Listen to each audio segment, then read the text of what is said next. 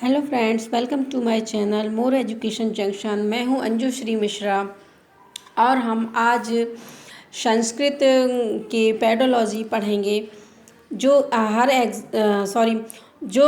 CTET exam में पूछी जाती है और सीटेट एग्ज़ाम में ऐसे क्वेश्चन ही पूछे जाते हैं जो मैं आप लोगों के लिए लेके आई हूँ। तो चलिए गाइस स्टार्ट करते हैं।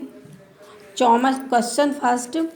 चौमस्की मतानुसारं मनुष्यः जन्मगत भाषाग्रहण साधनं धारयन्ति येन तेषु उत्पद्यते। तो चौमस्की के मतानुसार जो भाषा होती है, ग्रहण करने का जो साधन होता है, बच्चे कैसे धारण करते हैं, कैसे उसको ग्रहण करते हैं, इसके बारे में बताया गया है। तो चौमस्की ने बताया है जटिल शब्दों के द्वारा, वर्ण विचार के द्वारा, अर्थ विचार द्वारा या साधारण व्याकरण द्वारा। तो चौमस्की के जो मतानुसार है जो मनुष्य होते हैं वो ग्रहण करते हैं भाषा, ऑप्शन नंबर डी, साधारण व्याकरण के द्वारा। ओके गाइस, साधारण व्याकरण के द्वारा। चलिए नेक्स्ट क्वेश्चन पर आते हैं। नेक्स्ट क्वेश्चन, बहुभाषिकता। शब्द से ही समझ में आता है बहुभाषिकता मतलब बहुत एक से अधिक भाषाएं। ओके गाइस, तो एक से अधिक जो भाषाएं हैं और उसका क्या महत्व है, या बच्चा एक से अधिक भाषाओं को बोलने में मतलब उसको कैसा वो कैसे सीखता है एक से अधिक भाषाओं में। तो भाषा अधिगमे एकम महत्वपूर्णम संसाधनम। तो इसका राइट आंसर यही जाएगा कि भाषा शिक्षण में एक जो है बहुभाषिकता क्या है, एक महत्वपूर्ण साधन है। इसका जो राइट आंसर होगा वो होगा ए। चलिए नेक्स्ट पर आते हैं। क्वेश्चन नंबर 3, मुक्त प्रश्नानां प्रमुख विशेषता वर्तते। मुक्त प्रश्न की विशेषता, प्रमुख विशेषता क्या है? तो गाइज दो प्रकार के प्रश्न होते हैं। मैं आप लोगों को डिटेल में बताती हूँ कि दो प्रकार के प्रश्न होते हैं। एक होता है मुक्त प्रश्न होता है और दूसरा होता है बंद प्रश्न होता है। तो गाइज जो बंद प्रश्न होते हैं उनके गाइज सिर्फ एक ही आंसर होता है। बंद प्रश्नों के एक आंसर होते हैं। जैसे किसी ने पूछा कि आपका नाम क्या है, ठीक है, या भारत की राजधानी क्या है, इस प्रकार से, या भारत के प्रधानमंत्री कौन है, तो ये कहलाते हैं बंद प्रश्न जिसका सिर्फ एक ही आंसर होता है। और मुक्त प्रश्न वो कहलाते हैं गाइस जिनके एक से अधिक आंसर होते हैं। ओके गाइस, जैसे पूछा जाता है एक से अधिक आंसर, जैसे आपसे पूछ लिया जाए कि सचिन तेंदुलकर के बारे में बताइए कि क्या जानते हैं, या भारत की राजधानी जो है वो नई दिल्ली है, उसके बारे में आप क्या जानते हैं, ठीक है गाइस, या एमपी है तो एमपी के बारे में आप क्या जानते हैं। तो बहुत सारी चीज़ें हैं हर एमपी में। ओके गाइस, तो जो एक से अधिक जिसके आंसर होंगे वो हो जाएगा मुक्त अंत वाला प्रश्न जिसमें कोई बंधन नहीं रहेगा। और बंद अंत वाले प्रश्नों में बंधन होगा, सिर्फ इसका आंसर एक ही होगा। चलिए तो इसका आंसर देख लेते हैं। जो मुक्त प्रश्न नाम प्रमुख विशेषता वर्तते, तो तत्र मूल्यांकनं कठिनं भवति, नहीं, ये क्वेश्चन नहीं होगा। तेषाम एकमेव उचितम उत्तरम अस्ति, तो इसका एक क्वेश्चन भी नहीं होगा, एक उत्तर भी नहीं होगा, ठीक है। नेक्स्ट आएगा अपना थर्ड आएगा, विभिन्न प्रकार व्याख्यानां ते अवसरा दीयते। तो मुक्त प्रश्नानां प्रमुख विशेषता है कि यह विभिन्न प्रकार व्याख्यानां ते अवसरा दीयते, विभिन्न प्रकार की व्याख्या के अवसर देती है। चलिए नेक्स्ट पर आते हैं। गाइस ये समझ में आ गया आप लोगों को। चलिए नेक्स्ट पर चलते हैं। फोर्थ पर, उच्चारात्मक शिक्षणम इत्यनेन अभिप्रायः अस्ति। उच्चारात्मक जो शिक्षा है उससे क्या अभिप्राय है? तो उससे अभिप्राय इसका जो जैसे छात्र उपचार करते हैं, पहले तो गाइस सीखते हैं कि निदान, निदान क्या कहलाता है। गाइस निदान का मतलब होता है कि जो समस्याएं होती हैं, कठिनाइयां होती हैं, उनको पहचानना। एक निदानात्मक शिक्षण होता है और एक होता है उपचारात्मक शिक्षण। तो निदानात्मक में गाइस, निदानात्मक जो शिक्षण होता है उसमें हम बालक की कठिनाइयों को पहचानते हैं, और उपचारात्मक में हम उन समस्याओं को पहचान कर उनका उपचार करते हैं, उनको दूर करने की कोशिश करते हैं या उनको दूर करते हैं। तो गाइस, इसका जो राइट आंसर होगा, छात्रा किमर्थम अवगन्तुम असमर्था असमर्थ्य च दूरी कर्तुम के उपायः इत्यर्थ करणीयः प्रयासः। तो राइट आंसर इसका बी होगा गाइस।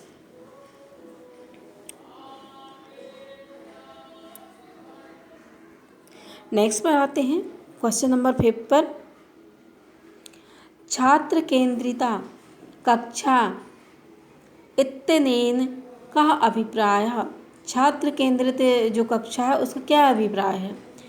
तो इसमें जो ऑप्शन दिए हैं गाइस, फर्स्ट ऑप्शन दिया सक्रिय छात्रा निश्चेष्ट अध्यापिका।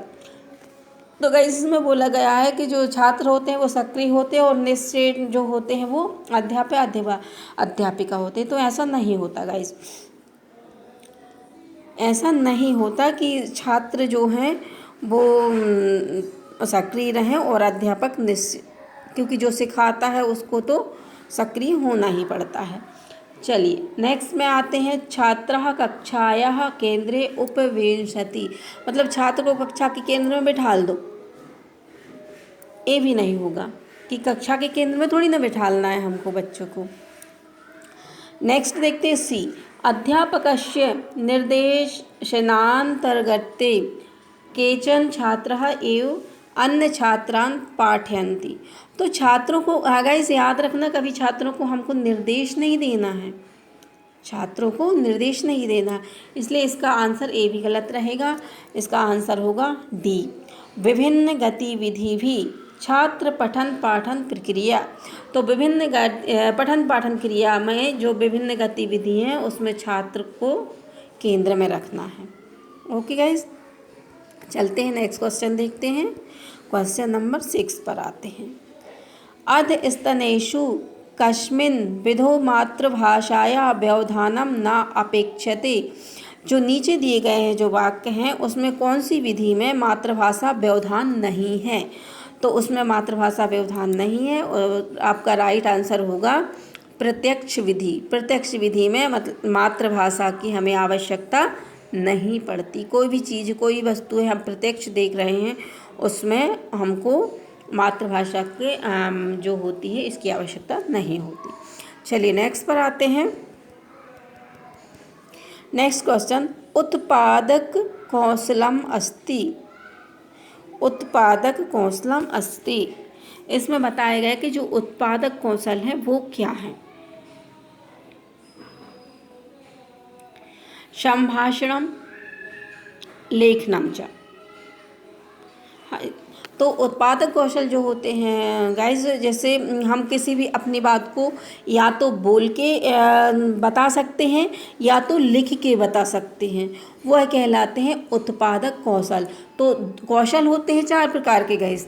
आपने पढ़ा होगा कि जो कौशल होते हैं वो 4 प्रकार के होते हैं। सबसे पहले जो कौशल होता है वो होता है श्रवण कौशल, लिखित,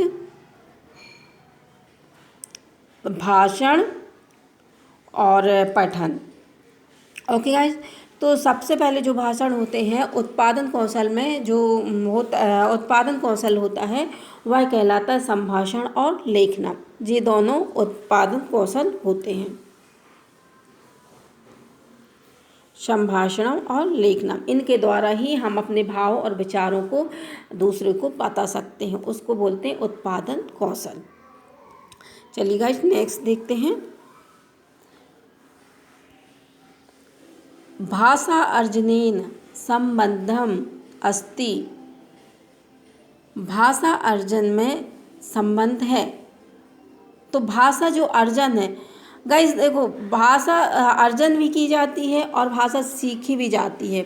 तो अर्जन जो करते हैं तो वो हम चल फिर के घूम फिर के मतलब यूं ही हमको वो अर्जन हो जाती है। हमें उसको बैठ के प्रॉपरली उसको पढ़ना नहीं पड़ता है, वो कहलाता है अर्जन करना।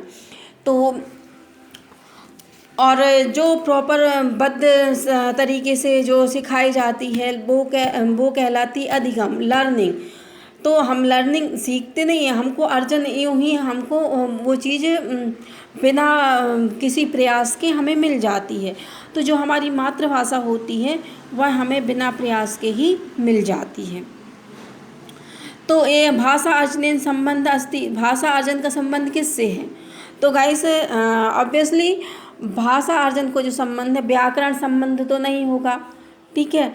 और व्यवस्थानुगुणम पाठ्य पुस्तक पाठनम एवं छात्रा, ये भी नहीं होगा।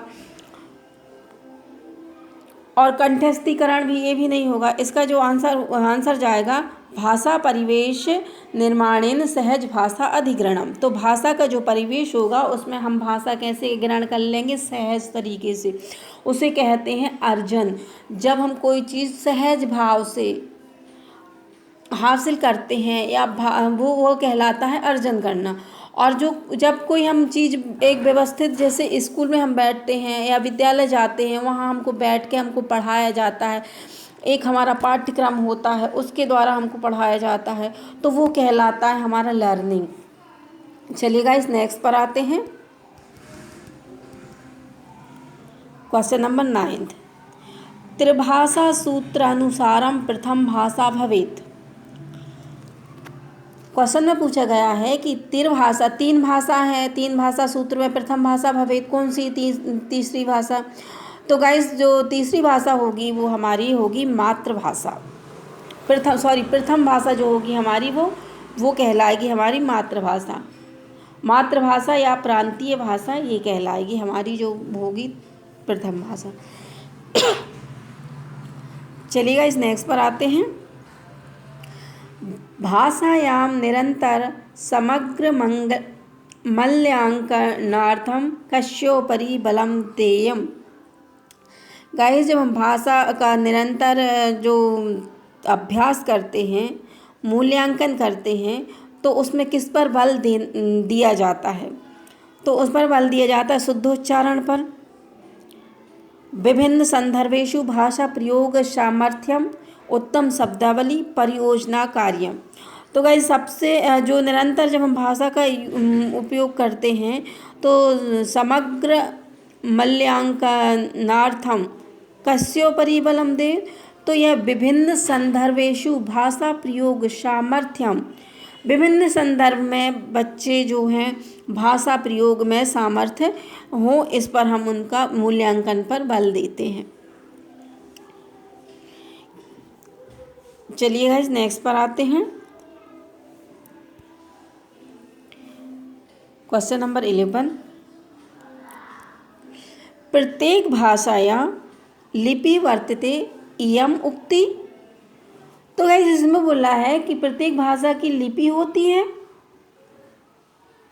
यम उक्ति, यह युक्ति कैसी है? अंशतः सत्य सत्यम सत्यम अंशतः सत्यम।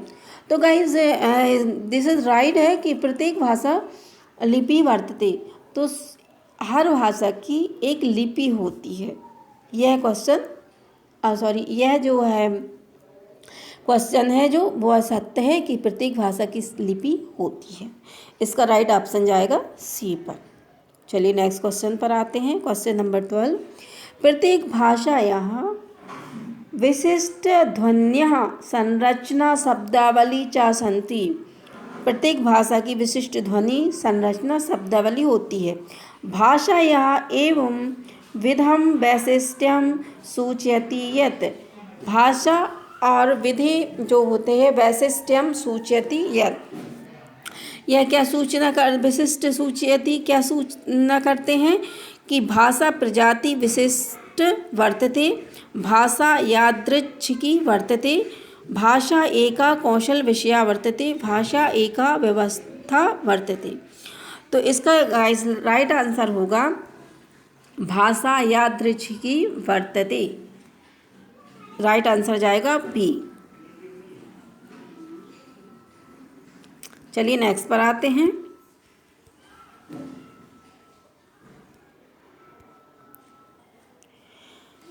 क्वेश्चन नंबर 13 भाषायां मूल्यांकनस्य मुख्य उद्देश्यः कः स्यात्।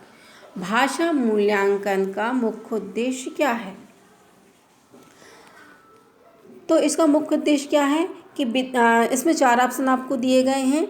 चलिए देखते हैं। विद्यार्थी साधित उपलब्धि नाम आकलन, मतलब विद्यार्थियों की जो उपलब्धि है उसका आकलन करना। अधिगमे त्रुटि नाम निरीक्षणम तथा न्यूनता परिष्करणम, मतलब अधिगमन जो वो सीखे हैं उनको जो हमने सिखाया उसमें त्रुटि का निरीक्षण करना होता है और न्यूनतम उनमें परिष्करण करना होता है। शिक्षार्थी त्रुटि नाम अन्वेषणम, शिक्षार्थियों की त्रुटि को खोजना, ये नहीं होगा। विद्यार्थिनां प्रदर्शनम दृष्ट्वा प्रोन्नतिः कृते निर्णयः, तो विद्यार्थी प्रदर्शन जो कर रहे हैं उनको उनके देखना और उनकी प्रोन्नति का निर्णय करना, ये भी नहीं होगा गाइस। इसका राइट आंसर होगा बी। अधिगम में त्रुटि नाम निरीक्षणम, अधिगम जो हमने उनको सिखाया है उनमें त्रुटि का निरीक्षण करना और न्यूनता परिष्करणम, और उनने जो उसका क्या करना परिष्करणम करना, मतलब उसको सुधारना। चलिए नेक्स्ट क्वेश्चन पर आते हैं। क्वेश्चन नंबर 14 शिक्षाधिकारादि नियमानुसारं प्रत्येकं छात्रस्य अधिकारः अस्ति। शिक्षाधिकारादि नियमानुसारं, शिक्षा के अधिकार के नियमन के अनुसार प्रत्येक छात्र का अधिकार है। तो प्रत्येक छात्र का अधिकार क्या है गाइस। प्रत्येक छात्र का अधिकार है मातृभाषा माध्यमे अधिगंतुम अस्ति। इसका जो राइट आंसर होगा वह सी होगा। तो गाइस शिक्षा के अधिकार में यह दिया गया है कि प्रत्येक छात्र को उसकी मातृभाषा में के माध्यम से ही उसको शिक्षा दी जाए। चलिए नेक्स्ट क्वेश्चन पर आते हैं। क्वेश्चन नंबर 15 पर आते हैं। चलिए गाइस, भाषा शिक्षण संदर्भे आगमनात्मक पद्धते ऐसा लाभ अस्ति।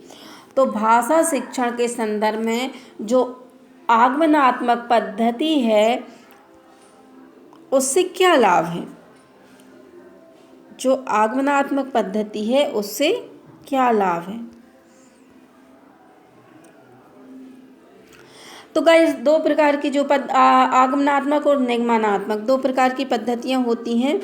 आगमनात्मक में गाइस क्या होता है कि पहले जो शिक्षक अपने बच्चों को क्या देता है, सबसे पहले आगमनात्मक में उदाहरण देता है गाइस। पहला उदाहरण देता है और फिर उसके बाद में क्या बताता है, नियम बताता है। आगमनात्मक जो पद्धति होती है गाइस, तो पहले उदाहरण देता है और फिर बाद में नियम बताता है। और निगमनात्मक में गाइस पहले नियम बताए जाते हैं देन उदाहरण भी दिया जाता है।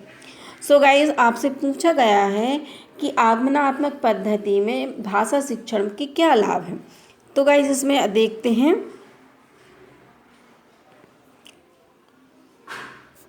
कक्षायाम अनुशासनम रक्षति भवति, ये नहीं गाइस, ये नहीं होगा।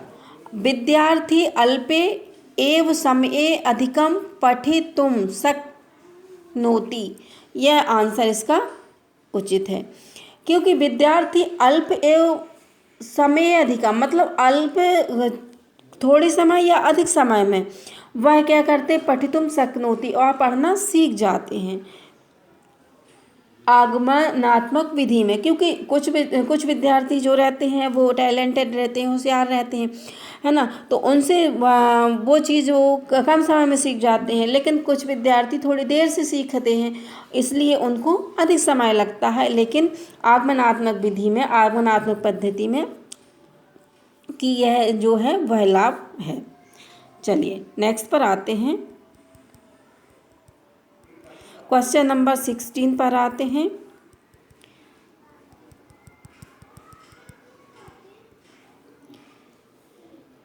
सप्तम कक्षायाः छात्रा कथयति यत् सा तस्य मित्रेण सह शब्दवर्ग समस्या खेल माध्यमेन आनंदम अनुभवति। यः किंचित अधिक दक्षः येन कारणेन तस्य कौशलज्ञाने वृद्धि भवेत्। एतेन कस्य शिक्षण मनोवैज्ञानिक मंतव्यम दृश्यते। गाइस ये पूछा गया है कि जो 7वीं कक्षा का जो छात्र है वह अपने मित्र के साथ शब्द वर्ग समस्या के माध्यम, खेल के माध्यम से आनंद की अनुभूति करता है। अधिक दक्ष एन कारणेन, वह इस कारण अनुभूति करता है आनंद के कारण, तो वह उसको असल में उसको वृद्धि होती है, क्योंकि जो चीज़ सीखता है बच्चा तो कैसे सीखता है, खेल खेल में सीख रहा है, तो उसको उसके कौशल में वृद्धि होती है। एतेन कस्य शिक्षा मनोवैज्ञानिकस्य मंतव्य दृश्यते। यह किस जो है शिक्षा मनोवैज्ञानिक ने कहा है, तो गाइस ये कहा है वाइगोत्स्की ने। यह जो कथन है वो किसने दिया है, वाइगोत्स्की ने दिया है। चलिए गाइस नेक्स्ट पर आते हैं, क्वेश्चन नंबर 17। विद्यालयं प्रति आगमनेन बालः स्वमूलभाषायां कक्षायां आनयति। बहुभाषिके देशे विद्यालयेन एतेषां गृहभाषायाः सम्मानं करणीयं, यतो हि विद्यालयं प्रति आगमनेन मतलब विद्यालय में जब बच्चा आता है तो वह अपने खुद की भाषा को लेकर आता है। ये नहीं है गाइस कि जब विद्यालय बालक आता है तो वह कोरी स्लेट होता है, तो ऐसा नहीं है। वह अपनी भाषा लेकर ही आता है, अपने घर की जो भाषा लेकर आता है, तो हमें उसकी भाषा का मतलब इस विद्यालय में उसकी भाषा का क्या करना चाहिए, सम्मान करना चाहिए। यतो ही इससे क्या होगा,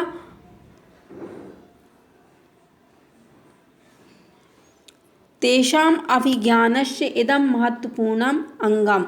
इससे होगा कि यह उसके जो ज्ञान का जो है वह क्या है, महत्वपूर्ण अंग है।